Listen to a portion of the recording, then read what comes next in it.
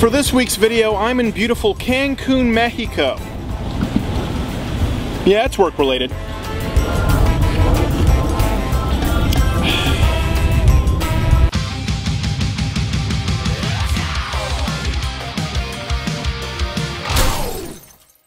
Last year was the Copenhagen flop, so this year the UN opted for a refreshing change of pace by bringing their climate summit to the tropical wonderland that is Cancun, Mexico. And what goes on here?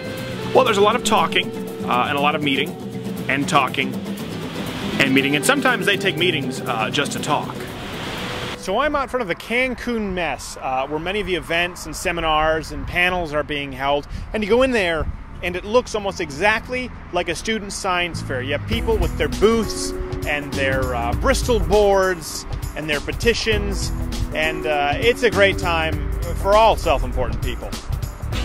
Every country has the right to develop, but we also have to make sure that money and support is there to ensure that clean technologies and green development is possible. That's absolutely essential for us. I know it's for helping the decrease CO2, is that it? Yes. CO2 in the world.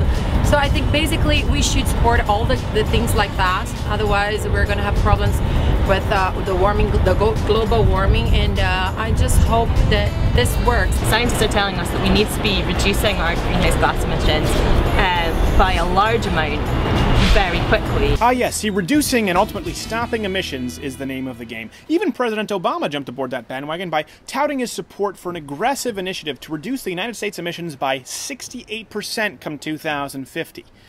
It should be noted that that would actually have our emission levels back to where they were around 1905, a time when nearly no Americans had cars, dishwashers, washing machines, or electricity, and the average life expectancy was a ripe 47 years old.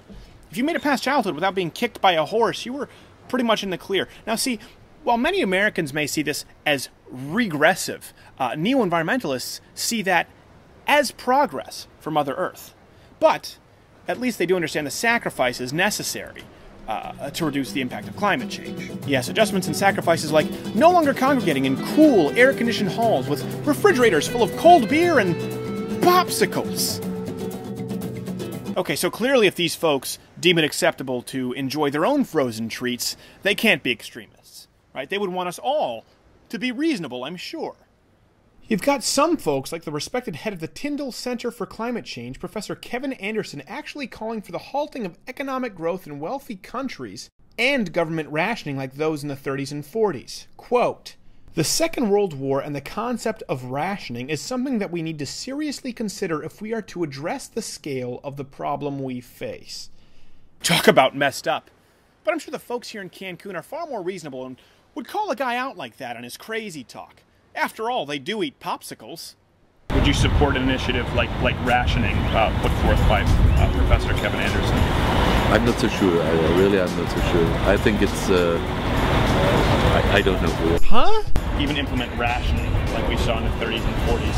Is that something that you think you would support? Yes. What? I think it's a very complex theme, the climate change. Just say no. The answer is no. Rationing? Really? These people are eating popsicles. Which also begs the question, how'd you get here? We flew, but... All of us flew. It's very long distance from Cancun to Mexico City, so you have to take a plane. Oh, so you did fly? Yes, so we had to fly 2 hours. Yeah, no, I know. Apparently these folks have never heard of Skype. So millions of dollars and God knows how many tons of carbon emissions later, these folks congregate here in Cancun to talk about the buzzword of the day. The Kyoto Protocol. Kyoto Protocol. Ah, yes, the Kyoto Protocol. Kyoto Protocol. The World Government Climate Bill that has everybody here all a Twitter. The thing is with the Kyoto Protocol, Kyoto Protocol, despite it being radically expensive, even if all nations signed it and obeyed it, its own supporters have admitted that it wouldn't do much to reduce the temperatures come target time. And that's assuming that all nations obey it. See, the European Union's target goal was to reduce its emissions by 8% below 1990 levels come 2012. Between the year 2000 and 2004, they saw their emissions rise by a level of 9%. On average. You compare that to the average rise of the American levels by 1.7%, despite us not being on board with the protocol. Kyoto Protocol. Because it's designed to hurt us economically more than them. But When all is said and done, renewable energy, come on, that's good for everybody, right?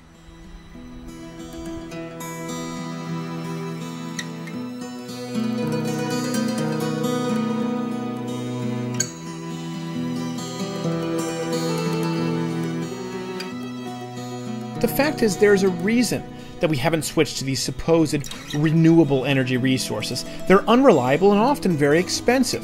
Barack Obama himself said that under his cap-and-trade plan, electricity rates would necessarily skyrocket.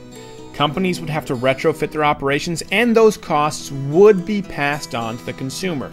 Now, while higher gas prices and energy costs might seem like a mere nuisance to the UN delegates enjoying the resorts and spas of Cancun, for other people, the results can be deadly.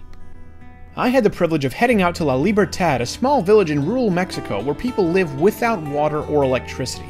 This lady welcomed us into her home and showed us how she was forced to cook for her family. See, this ironing board acts as a stove, with anything she can find to light underneath it acting as fuel. As a matter of fact, over 1.4 billion people still lack electricity in the world today, and over 3 billion still require solid fuel for cooking. The reason she couldn't use her gas stove is because cooking one pot of beans would use up her gas allotment for the week, and that's all she can afford. So she's forced to ration it wisely. She also, sadly, doesn't have enough money to send her youngest daughter to public school, so she teaches her at home. Suddenly, those necessarily skyrocketing energy rates that Barack Obama brags about take on a whole new meaning. They have Head and Shoulders here, so they will be dandruff-free, at least. Now, the organization that took me here, CFACT, helps provide batteries and solar panels to homes and schools in the neighborhood. I was lucky enough to visit one of them, and they invited us with open arms.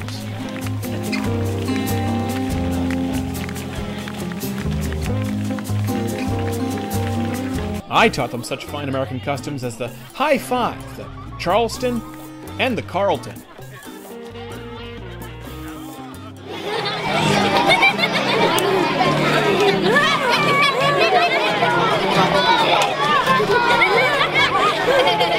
Tell us here with all these climate talks of green energy and renewable energy, how do these bills and these initiatives affect third world countries like this, people truly trying to come out of poverty? Well, I think one of the things that people should recognize right away is that people in the developing world don't think about these issues. It's eating or heating, and that's all they're interested in is eating. So for the most part, what you're looking at in countries like this or in villages like this are people just trying to make a living. Energy prices are terribly expensive. The people here work for very little money each day. If policies coming out of the Cancun conference go forward and energy is made more expensive, the people here will struggle mightily to try to lift themselves out of poverty. In the West, they talk about going to renewable energy, things like wind and solar. These things do drive up costs. They do cost jobs. They are expensive, not practical, and they make life very difficult and things more expensive.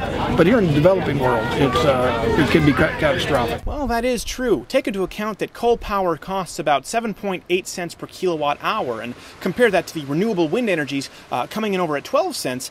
And it's easy to see why states with renewable energy mandates often end up paying an average of 40% more for their electricity. And while that may sound like a pain in the neck to Americans, for the children of La Libertad, it could mean the difference between affording school, clothes, or even food.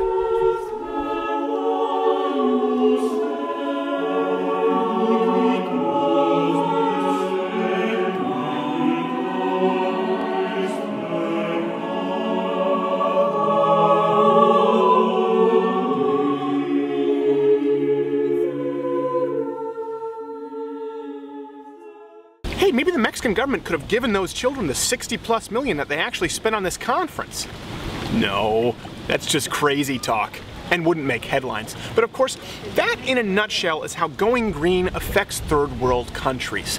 They won't have the chance to pull themselves out of poverty as we have here in the New World. And with fewer and fewer countries being exempt from emission standards, it's going to become increasingly difficult. But see, the environmentalism movement today is pro-Mother Earth And human life is often seen as nothing more than a byproduct or a nuisance. So it's important to remember, well, going green may make us in North America feel warm and fuzzy, forcing it upon those who can't afford that privilege, well, to them it could be fatal.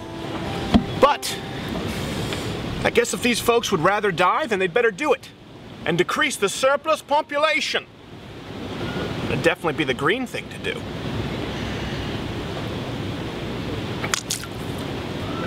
This is orange papaya. I wanted mango orange.